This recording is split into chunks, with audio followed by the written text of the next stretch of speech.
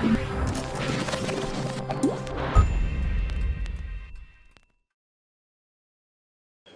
fait, toujours sur ces histoires de communauté, etc., c'est vrai qu'à un moment donné, la question qui se pose, c'est quelle relation avec les formateurs, les enseignants, les gens qui développent des environnements numériques. Et, et alors, si je reprends un peu le alors, qu'est-ce que je fais moi au quotidien?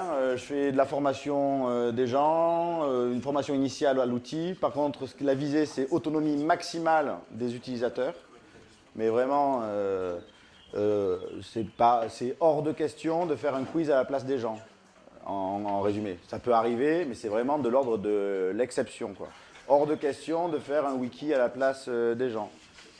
Ça peut arriver, mais c'est exceptionnel. C'est vraiment l'idée, c'est un outil au service de la pédagogie, de l'entraînement, de la formation, de ce que vous voulez. Donc vous voulez créer vos outils de formateurs, d'entraîneurs, donc vous les créez par vous-même.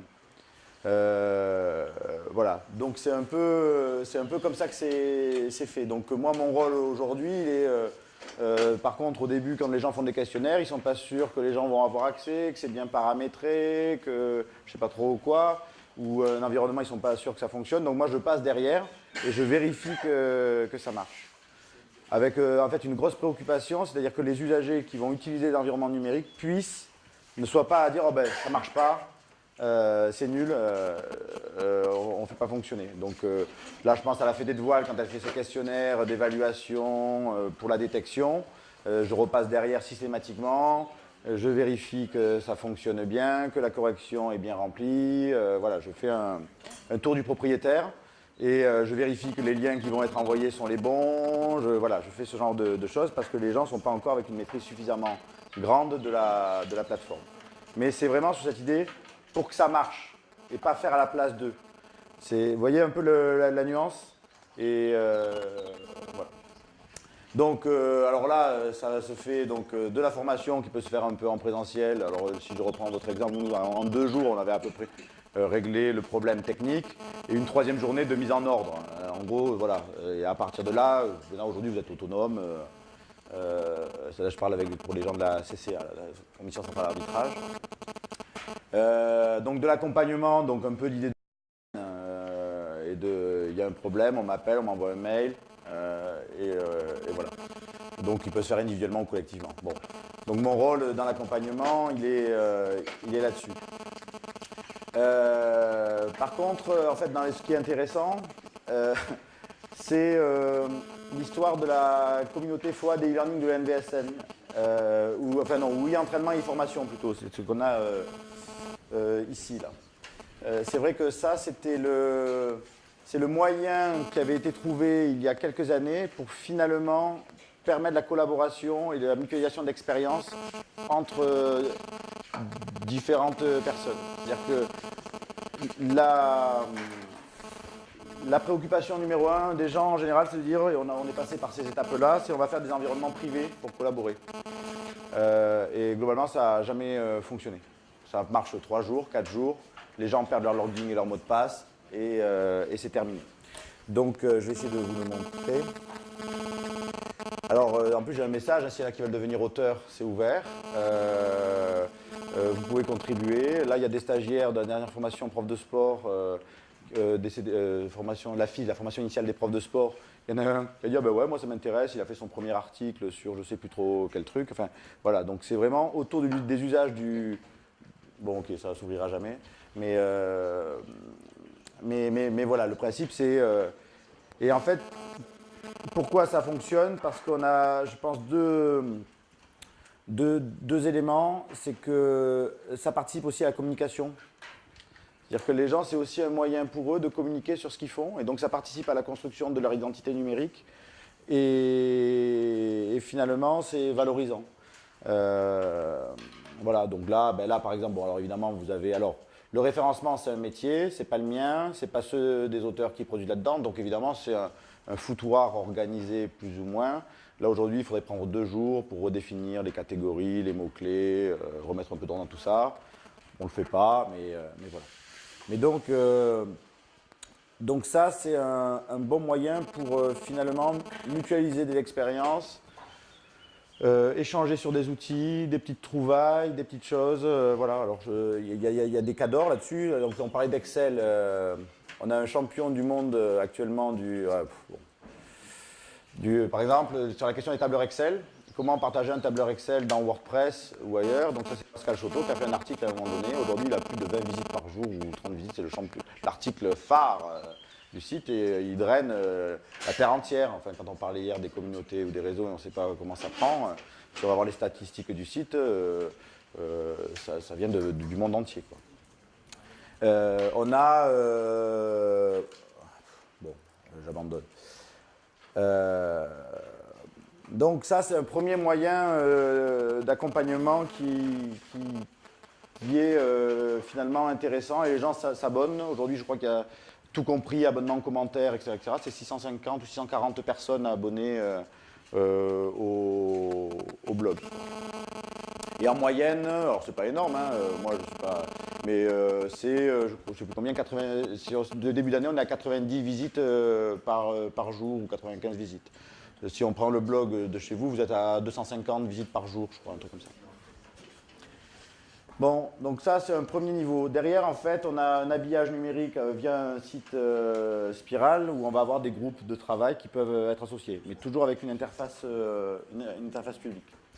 Et puis, on essaie, et ça peut-être qu'on pourrait s'y mettre, hein, donc là il faut peut-être y réfléchir avec les... Mais je crois qu'ils y pensent aussi, là, les Lyonnais.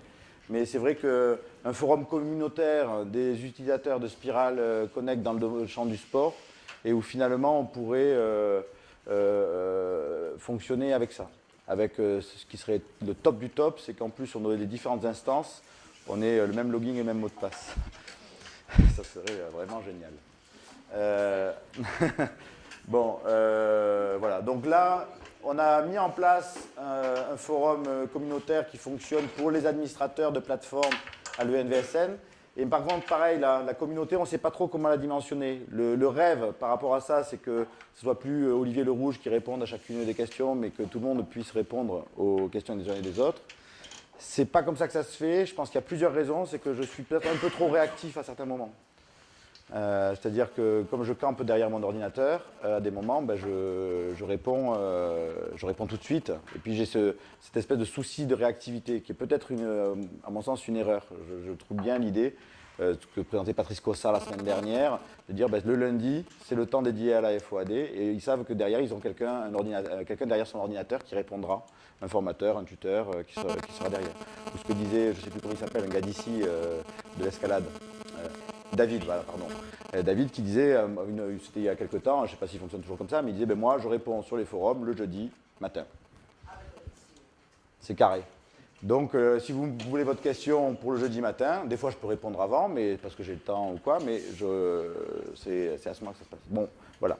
En tout cas, effectivement, l'accompagnement technique et pédagogique des formateurs et des entraîneurs, un forum communautaire, ça peut être intéressant. Après, sur la manière dont on fonctionne aujourd'hui avec la CCA, et ça a été une bonne solution, je pense, enfin, on s'en sort pas trop mal, c'est qu'effectivement, plutôt que d'utiliser les mails, on utilise un forum formateur, on l'a appelé, mais où finalement, je pense qu'on n'est que tous les trois, ou peut-être quelqu'un en plus, enfin, je ne sais pas trop qui il y a, je n'ai pas trop regardé. Et ce qui est intéressant là-dedans, c'est que là, on va dire 90% de nos échanges passent par ce biais-là, et du coup, on a l'historique de nos échanges. On a aussi finalement notre activité, mon activité de supervision ou d'accompagnement, elle peut transparaître là-dedans. Et si un jour on me demande mais qu'est-ce que tu as fait, je peux, ce que j'ai fait, je pense à la direction, voilà. Finalement on peut dire ben, regardez, il y a tous ces échanges-là, il y a quelque chose de concret qui reste. Le troisième intérêt, ça a été c'est qu'à des moments j'ai pas le temps de répondre ou eux n'ont pas le temps, etc. Ça se perd dans la liste des mails. Si on fonctionnait par mail, donc je pense que je zapperais beaucoup de choses. Moi, la notification, souvent je ne les lis pas. Par contre, je sais qu'il y a de l'activité. C'est-à-dire, c'est là où on aurait un intermédiaire entre ce qui se passe sur Claroline, par exemple, où on a des notifications uniquement. Vous avez eu un message sur tel forum ou tel truc. Là, on a la notification avec le contenu du message. Alors, je le parcours, moi, souvent. Mais après, je n'ai pas le temps de répondre. Je sais que je vais laisser courir un peu, mais je sais qu'il y a eu quelque chose et il faut que j'aille, à un moment donné, me répondre. Et donc là, aujourd'hui, les gros questionnements, c'est... Donc je suis en train de me dire, finalement, sur le suivi des projets, c'est plus intéressant d'avoir un forum par projet et probablement un forum beaucoup plus large, mais qui pourrait n'être que pour les administrateurs, finalement. Enfin, vous voyez, de différents niveaux. Moi, j'accompagne la CCA ou la Fédé de ski nautique ou quoi, et dans ce cas-là, on fait un forum dédié avec eux, parce qu'en fait, ils n'ont pas envie d'être noyés sous des milliers de messages. Et par contre, un forum ou un espace, en tout cas, communautaire, dédié aux administrateurs de plateformes ou d'instances. Vous voyez, un peu sur ce degré-là. Bon, voilà.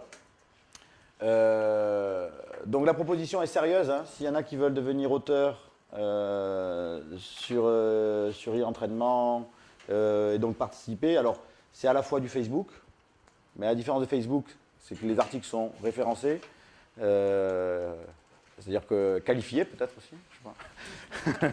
Mais c'est-à-dire qu'effectivement, ils sont classés par mots-clés, par catégorie, par tout ce qu'on veut. Ouais, mais je vais m'arrêter. Et donc voilà, donc c'est j'ai trouvé une bonne vidéo, j'ai trouvé un truc sympa, ben, je le partage et puis c'est réglé. C'est aussi à des moments des trucs un peu plus rédigés. Voilà, c'est extrêmement variable et peu importe. Et l'idée c'est qu'il faut, c'est pas des articles scientifiques sur lesquels je transpire pendant 6 mois, qui sont évalués par des experts ou quoi. C'est bon, ben, voilà. Pour l'instant, il n'y a jamais eu de problème. Il a 5 ans ce blog, je crois, et finalement tout le monde publie comme ça lui vient et c'est très bien. Bon, voilà. Non, ben ça, bon, voilà. Donc je vais m'arrêter peut-être là-dessus. Comme ça, je laisse la place aux gens qui ont des choses intéressantes à dire sur le sujet. Si vous avez des questions, on peut y aller. Allez, je m'arrête. Ça va, t'as vu, j'ai fait bien là. Comme quoi, on arrive à briefer, à le cadrer. Je vais mettre les moyens. Ouais. Merci Olive. Tu fais quoi au barcamp ce soir? Alors, il y avait, je sais pas. Je peux faire des trucs sur les sites web peut-être, ou je peux faire des trucs sur... il y avait des histoires de Twitter aussi qui émergeaient, mais ça c'est peut-être toi qui vas le faire. Ouais. Site web c'est bien. Allez, site web. Allez, cac. Et voilà. Je te prends le micro, je te reprends le micro.